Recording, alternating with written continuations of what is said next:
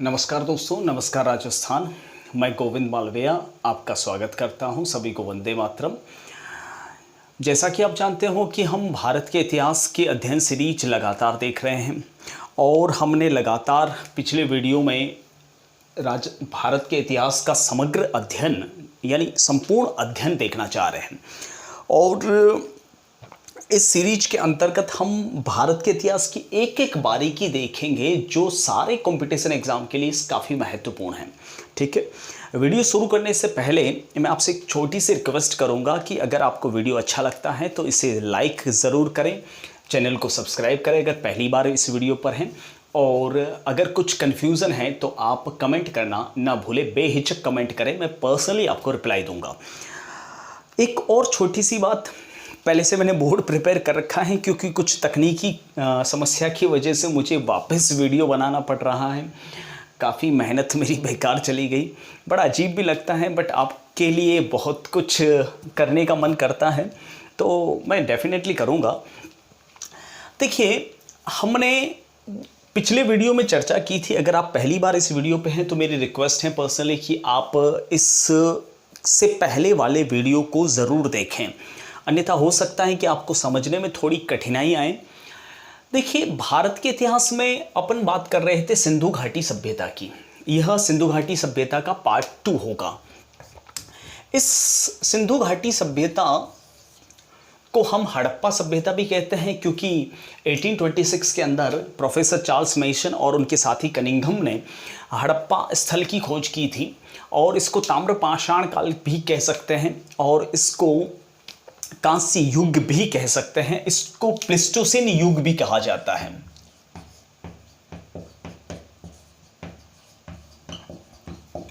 क्योंकि जापान की सभ्यता के एक राजा हुआ था प्लेस्टोसिन, और इसके नाम पर इसको पुरातत्ववेत्ताओं ने प्लेस्टोसिन युग नाम से भी जाना है। ठीक है, देखिए, सिंधु घाटी सभ्यता के बेसिक्स आइडिया हमने पिछली क्लास में क्लियर कर दिए थे। ठीक है, जिस प्रकार से पुस्तकों में लिखा हुआ है, जिस प्रकार से सभी प्लेटफॉर्म पे पढ़ाया जा रहे हैं, वैसा मैं थोड़ा पढ़ाना नहीं चाह रहा, क्योंकि आप जानते हो कि पुस्तकों में बड़े बड़े स्थलों की भरपूर चर्चा कर लेते हैं लोग, और छोटे छोटे स्थल जो हैं वह एक टेबल के अंदर बिठा देते हैं, और कहीं ना कहीं कभी चूक हो जाती हैं और कभी कभी सवाल टपक जाता है, क्योंकि छोटे छोटे स्थलों से ज़्यादा महत्वपूर्ण सवाल नहीं आता। सिंपल सा सवाल आता है, एक और स्थल दे दिए जाते हैं, दूसरी और उनकी लोकेशन दे दी जाती है, आपस में आपको उसको मिलान करना होता है। ठीक है, इसलिए हम छोटे छोटे स्थलों को भी ना चूकें और बड़े बड़े स्थलों की भी गहराई देखें। इसलिए मैंने एक नया तरीका इसको पढ़ाने का आजमाया है, और वो नया तरीका आपको बहुत अच्छा लगेगा। और मैं आपको यकीन दिलाता हूँ, पूरे भारत में मैंने किसी को नहीं देखा, किसी पुस्तक को नहीं देखा, किसी व्यक्ति को नहीं देखा जो इस तरीके से पढ़ाता हो। मैं आपको इन सभ्यताओं के स्थलों को एरिया वाइज बांट के पढ़ाना चाह रहा हूँ, क्योंकि मुझे अच्छी तरह से याद है, एक सवाल आया था 2013-14 आरएस के अंदर, पूछा था कि झूकर और झांगर क्या है। सीधा सा सवाल था, और ऑप्शंस इतने प्यारे दे रखे थे: रेगिस्तानी घास, रेगिस्तानी बर्तन, रेगिस्तानी आभूषण या रेगिस्तानी सभ्यताएं। अब बंदा कोई भी अगर नाम नहीं सुना है तो स्वाभाविक सी बात है वो घास फूस बर्तन की तरफ ही जाएगा। तो ऐसे सिंपल से सवाल देते हैं छोटे छोटे स्थलों से। ठीक है, तो वो स्थल रह ना जाएं, इसलिए एक नए तरीके से मैं पढ़ाना चाह रहा हूं। अपन इस सभ्यताओं के स्थलों को एरिया वाइज बांट के पढ़ेंगे कि कौन कौन से एरिया में कौन कौन से स्थल हैं। तो सबसे पहले देख लेते हैं पाकिस्तान के बलूचिस्तान प्रांत में कौन से स्थल हैं। ठीक है, तो पाकिस्तान के बलूचिस्तान प्रांत, देखिए पाकिस्तान में 4 प्रांत हैं, और 4 प्रांतों में एक बलूचिस्तान, राजधानी है क्वेटा, दूसरा है पंजाब जिसकी राजधानी है लाहौर, और एक है सिंध जिसकी राजधानी है कराची, और एक है उत्तर पश्चिमी सीमांत प्रांत जिसकी राजधानी है इस्लामाबाद। ठीक है, तो बलूचिस्तान प्रांत के अंदर 4 स्थल हैं। एक है सूतका गेंडोर, दूसरा है सोतका कोह, तीसरा है दीहन मोहगदा एंड और चौथा है मेहरगढ़। ठीक है, ज़्यादा कुछ नहीं पूछेंगे, एक और स्थल दे देंगे, दूसरी और उसके लोकेशन दे देंगे, आपको मिलान करना होगा कि कौन सा स्थल कहाँ है।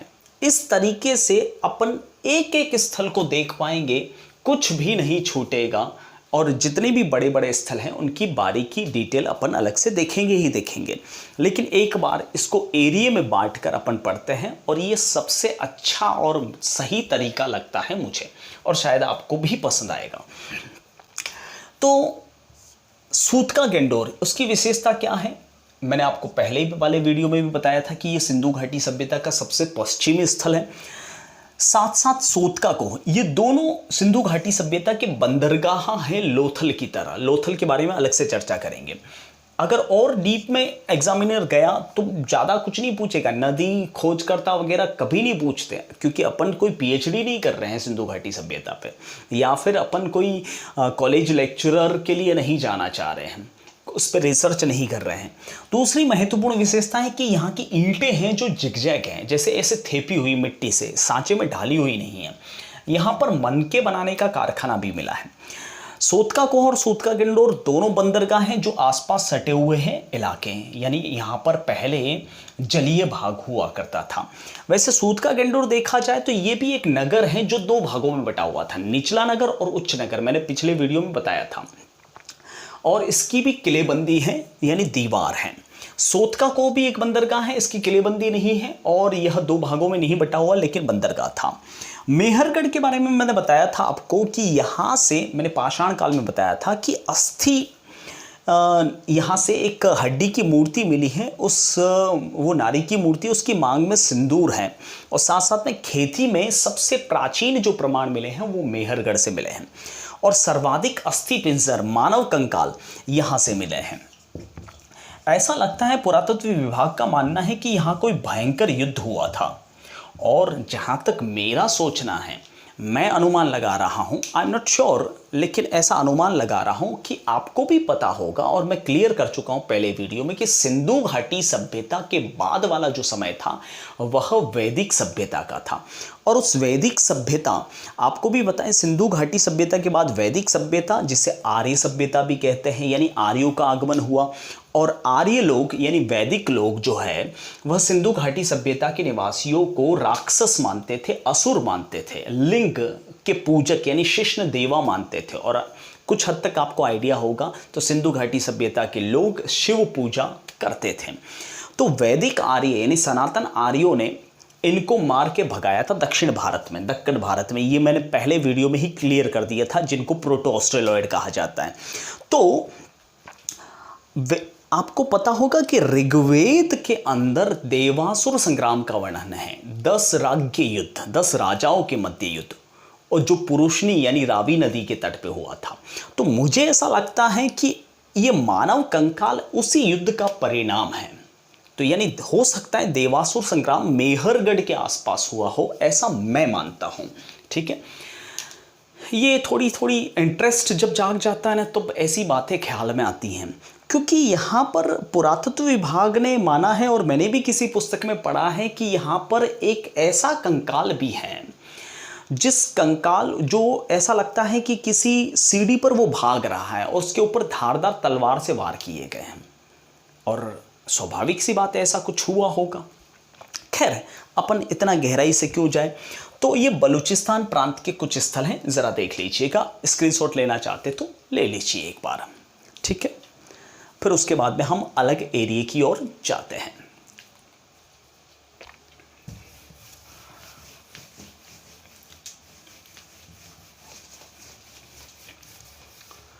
अब बलूचिस्तान के प्रांत में के पास में एक और प्रांत जो पाकिस्तान का सिंध प्रांत है। छोटे छोटे स्थलों से सिर्फ सिंपल सा सवाल आएगा कि कौन सा स्थल कहाँ है, मिलान करने से रिलेटेड। सिंध प्रांत के अंदर अल्लाहदीनो,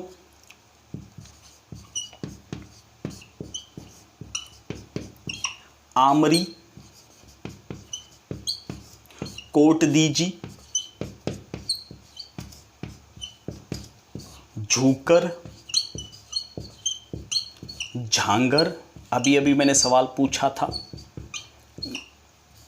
इसके अलावा चाहुंदड़ो और इसके अलावा मोहनजोदाड़ो। इसके बारे में तो आप अच्छी तरह से जानते होंगे, मोहनजोदाड़ो के बारे में। तो सिर्फ मोहनजोदाड़ो सिंध प्रांत में नहीं है, ये 1, 2, 3, 4, 5, 6 और 7 स्थल मुख्य जो हैं सिंधु घाटी सभ्यता के, जो पाकिस्तान के सिंध प्रांत के अंदर लोकेटेड हैं। ठीक है, तो ये चीज़ें एरिया वाइज क्लियर हो रही कि कौन कौन सा कहाँ स्थल है। अब इसमें से जो महत्वपूर्ण स्थल या महत्वपूर्ण विशेषता है वो अपन देखेंगे। जैसे मोहनजोदाड़ो की हम पूरी डिटेल देखेंगे, ठीक है, इसी एरिया वाइज पढ़ते पढ़ते। ठीक है, इसके अलावा इनके जो खास खास चीज़ें हैं वो देख लेंगे। ठीक है, देखिए अल्लादीनों से एक खिलौना गाड़ी मिली है जो आपको पूछी जा सकती है। खिलौना गाड़ी जो मिट्टी की है, इससे पता चलता है कि यहाँ के लोग बैलगाड़ी का इस्तेमाल करते थे और बच्चे खेलते भी थे। आमरी में नील की खेती के प्रमाण मिलते हैं। और आपने मोहनजोदाड़ो अगर फिल्म देखी हो तो आपको पता होगा, आमरी गांव से ही मोहनजोदाड़ो शहर आया था शर्मन, ऋतिक रोशन, और क्या लेके आया था, नील बेचने के लिए आया था। तो आशुतोष गोवारिकर ने, मुझे लगता है फिल्म के डायरेक्टर ने, इसी बेस पे कल्पना की हो। कोट दीची में कपास की खेती के प्रमाण मिलते हैं। ठीक है, ध्यान दीजिए उस फिल्म में भी इस बात का जिक्र है। ठीक है, प्रधान माहम जो ऐसे सिंगड़े वाला मुकुट वाला था ना उस फिल्म में, उसका बेटा था मुंजा। अगर आप ध्यान से फिल्म देखते हो, वैसे आप ध्यान से फिल्में जो रोमांटिक होती हैं या कॉमेडी होती है वही देखते हो, जो अच्छी फिल्में होती हैं वो नहीं देखते हो। मोहनजोदाड़ो एक बहुत ही शानदार मूवी थी, लेकिन पिट गई, किसी को देखनी कहाँ आती है हिंदुस्तान में फिल्में। तो अपन को तो प्रेम रतन धन पायो दिखाए तो बहुत अच्छा लगता है। तो कोट दीजी का भी जिक्र है उस फिल्म के अंदर। झूकर और झांगर ये दोनों जो हैं गांवों की श्रेणी में बताए गए हैं पुरातत्ववेत्ताओं के। ठीक है, जहां पर कच्चे मकान बहुत सारे मिले हैं। ठीक है, चाहुंदड़ो को मृतकों का टीला कहा जाता है। का टीला, वैसे मृतकों का टीला मोहनजोदाड़ो को भी कहा जाता है। ठीक है, साथ साथ में चाहुंदड़ो की एक विशेषता और है कि यहां पर लिपस्टिक के प्रमाण मिले हैं।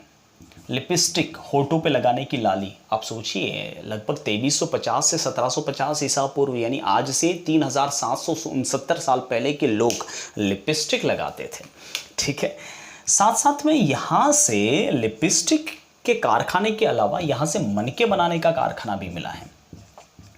तो मनके के 2 कारखाने आपके सामने आ गए, एक चाहुंदड़ो में और एक आपका सूत का गंडोर में। ठीक है, तो यहाँ से मनके बनाने, मनके मोती जो मणि होते हैं जिससे हार आभूषण वगैरह बनाए जाते हैं, तो यहाँ से मिले हैं। मोहनजोदाड़ो, इसकी हम अलग से डिटेल में चर्चा करेंगे और इसके लिए मैं अलग से वीडियो बनाऊंगा। ठीक है, तो ये थे आपके जो, देखो मैं मोहनजोदाड़ो के बारे में फिर से कह रहा हूँ, इसके लिए मैं अलग से वीडियो बनाऊंगा और डिटेल में हम चर्चा करेंगे। ठीक, अब बात करते हैं किसी और एरिया की ओर।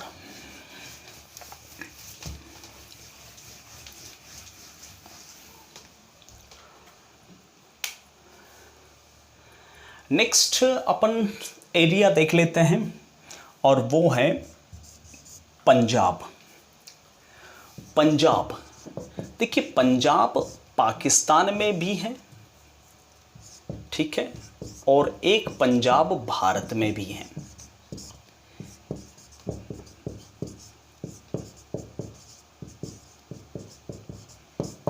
ठीक, 2 भागों में डिवाइड कर लेते हैं, सी और डी।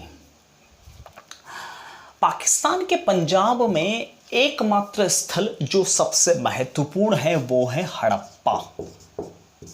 यह पाकिस्तान के पंजाब प्रांत के शहीवाल जिले में रावी नदी के तट पे था। ठीक है, और भारत के पंजाब के अंदर रोपड़ या रूपनगर, इसके अलावा एक स्थल है वह है कुंतासी और एक स्थल है निहंगा। ये 3 स्थल हैं जो इंडिया के पंजाब के अंदर हैं। हड़प्पा को भी हम अलग से एक वीडियो स्पेशल बना के पढ़ेंगे। मैंने कहा महत्वपूर्ण स्थलों की अपन डिटेल देखेंगे, लेकिन बाकी स्थलों को अपन एरिया वाइज मुख्य विशेषताओं के साथ में निपटा रहे हैं, ताकि सिंपल सा सवाल आए लोकेशन से रिलेटेड, हम उसे लोकेशन में सजा लेंगे। ठीक है, तो हड़प्पा को अलग से देख लेंगे। रोपड़ की विशेषता यह है कि इसकी मुख्य विशेषता यह है कि यह स्वतंत्रता प्राप्ति के तुरंत बाद यानी 1948 में खोजा गया।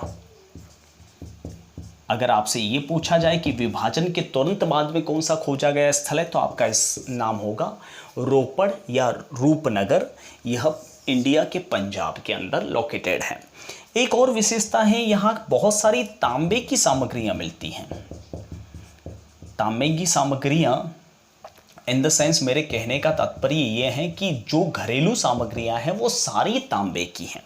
कुंतासी की विशेषता यह है कि यहाँ पर हाथी की लीदें मिली हैं। इससे पता चलता है कि हाथी के बारे में भी सिंधव निवासी जानते थे। कोटला निहंगा जो थोड़ा पंजाब, थोड़ा हरियाणा और थोड़ा आपके दिल्ली के अंदर पड़ता है, यह सिंधु घाटी सभ्यता का तीसरे स्थान पर सबसे बड़ा स्थल है। इससे पहले वाले वीडियो में मैंने आपको बताया था। ठीक है, चलिए एक बार देख लीजिए। स्क्रीनशॉट लेना चाहते तो ले लीजिए।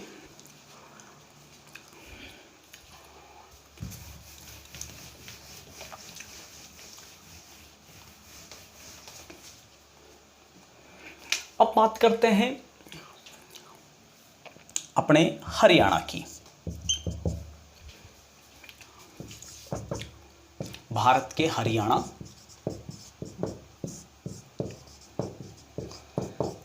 में है राखी गढ़ी, इसके अलावा कोणाल, मित्ताथल,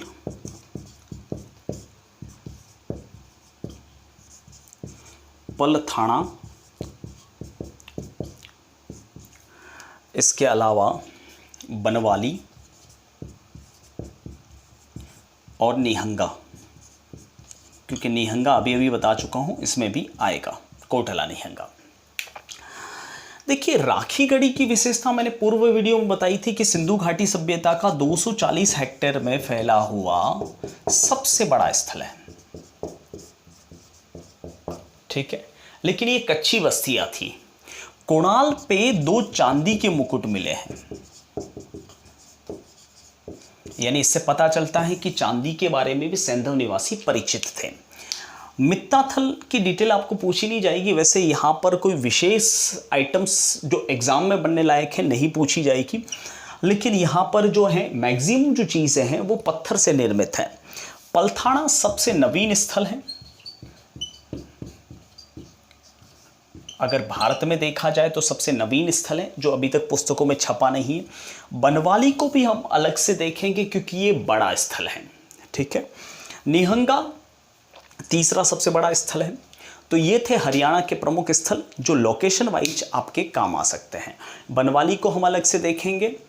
ठीक है, और अपन हड़प्पा को अलग से देखेंगे, अपन मोहनजोदाड़ो को अलग से वीडियो के साथ में देखेंगे। चलिए अब बात कर लेते हैं और एरिया के अंदर जाकर कश्मीर के अंदर।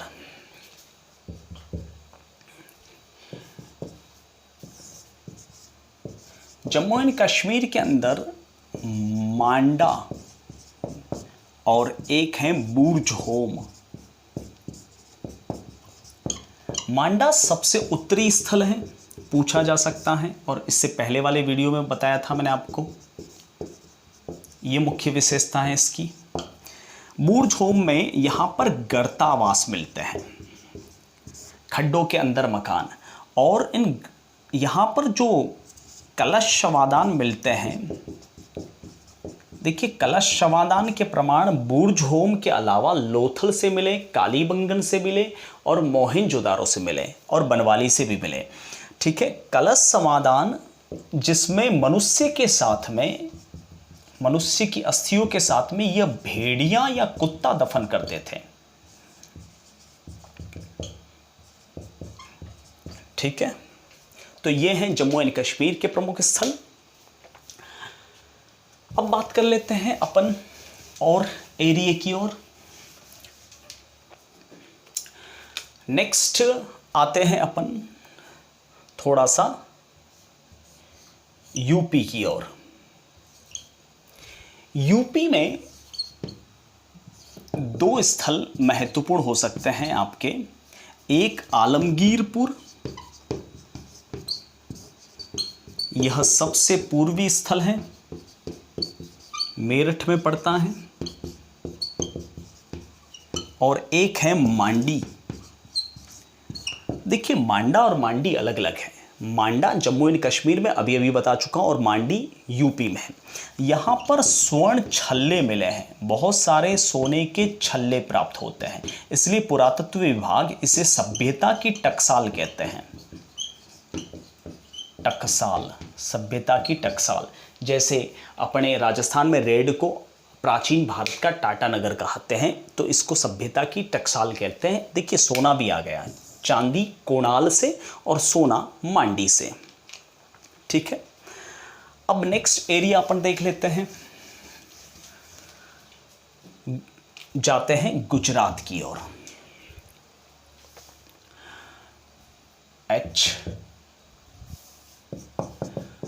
गुजरात में प्रमुख स्थलों की बात करें तो रंगपुर, लोथल, धोलावीरा, सूरकोतड़ा, ये प्रमुख स्थल हैं जो गुजरात के अंतर्गत मौजूद हैं। देखिए लोथल को हम अलग से पढ़ेंगे, एक अलग से वीडियो बनाकर, क्योंकि यहां से डिटेलिंग पूछी जाएगी। धोलावीरा को भी लोथल के साथ में अपन डाल देंगे एक ही वीडियो में। ठीक है, सूरकोतड़ा की विशेषता मैं बता दूं आपको, यहां से एक शॉपिंग मॉल मिला है। देखिए शॉपिंग मॉल दो मिले हैं सिंधु घाटी सभ्यता में, एक मोहनजोदारो से, एक सूरकोतड़ा से। साथ साथ में यहां घोड़े के अस्थियां मिलती हैं।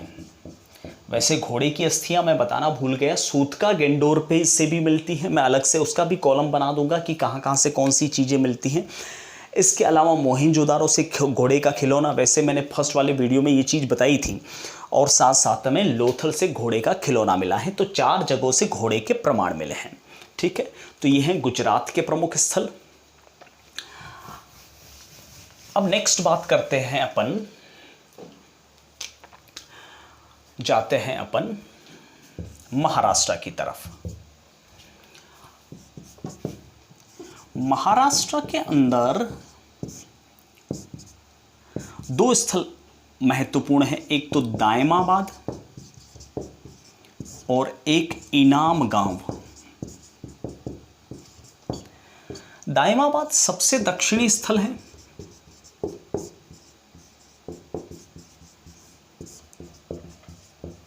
और इनाम गांव ज़्यादा डिटेल नहीं पूछेंगे, लेकिन इतना पूछा जा सकता है यहाँ पर इस टाइप के मकान घर जरूर मिलते हैं, इस टाइप के छप्पर वाले।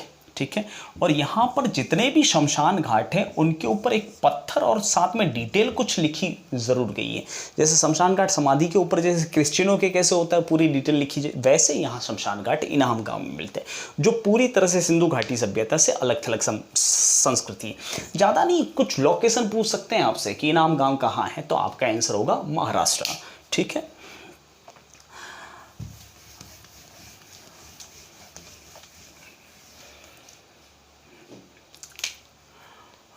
राजस्थान के हम अलग देखेंगे, जिसमें स्पेशली कालीबंगन वगैरह। राजस्थान के भी एक बार देख लेते हैं। राजस्थान में कालीबंगा,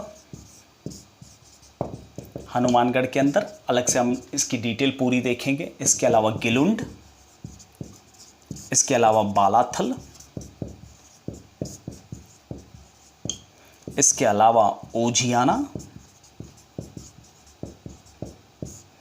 इसके अलावा आपके नगरी, इसके अलावा ये आहट, बेराट शामिल नहीं है, ध्यान रखना सिंधु घाटी सभ्यता में। इसके अलावा गणेश्वर, तो इसको भी हम अलग से देखेंगे क्योंकि राजस्थान का तो पूरा हिस्ट्री अलग ही है और वो सभ्यताओं में वैसे भी हमको पढ़ना है। वैसे पढ़ने की ज़रूरत नहीं, हम पढ़ चुके हैं ये सारी चीज़ें, ठीक है। आप देखिएगा मैंने कालीबंगन को अच्छे से पढ़ा लिया है, आहड़ को भी, गणेश्वर को भी आई थिंक अच्छे से पढ़ा लिया है। ये मेरे वीडियो आप राजस्थान के इतिहास की सीरीज में देख सकते हैं उसमें। फिर भी अगर इस सीरीज में अगर आप चाहोगे नीचे कमेंट में ज़रूर शेयर करना, तो मैं अलग से दोबारा वापस पढ़ा दूँगा, ठीक है। फिलहाल के लिए आज वीडियो में इतना ही। हम अगली क्लास से महत्वपूर्ण स्थलों की एक एक बारीकी की खुदाई करेंगे। तब तक के लिए मैं आपसे विदा लेता हूं। जय हिंद, नमस्ते। और हाँ, जाने से पहले आपसे एक छोटी सी रिक्वेस्ट है, फिर से कह रहा हूँ, अगर आपको वीडियो अच्छा लगा हो तो इसे ज़्यादा से ज़्यादा लाइक करें, शेयर करें, कुछ कन्फ्यूज़न हो तो कमेंट ज़रूर करें। यही मेरा उत्साह है और मुझे और मज़ा आएगा आपके लिए अच्छे से अच्छे वीडियो लाने का। Thank you.